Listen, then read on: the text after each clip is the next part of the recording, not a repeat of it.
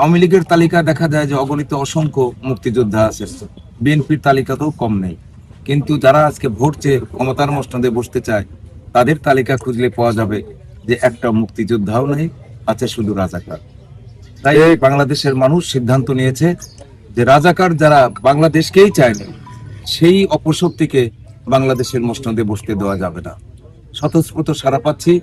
আগামী ত্রয়োদশ জাতীয় সংসদ নির্বাচন গুদাসপুর গোড়াই গ্রামের গোয়াহি থেকে রাজাপুর পর্যন্ত ধনী দরিদ্র আবাল বৃদ্ধ বনিতা কৃষক শ্রমিক জেলেতাতি অগমর মেহনতি জনতা যেভাবে উঠে পড়ে লেগেছে, 12 তারিখে নিরঙ্কুশ ভোটের ব্যবধানে গুদাসপুর গোড়াই গ্রামে নাটোর 4 আসনে ধানের শীষের প্রার্থীকে বিজয়ী করবে, ধানের শীষকে বিজয়ী করবে, আমাদের প্রিয় নেতা তারেক রহমানের হাতকে শক্তিশালী করবে, এটা আমি আশা রাখি।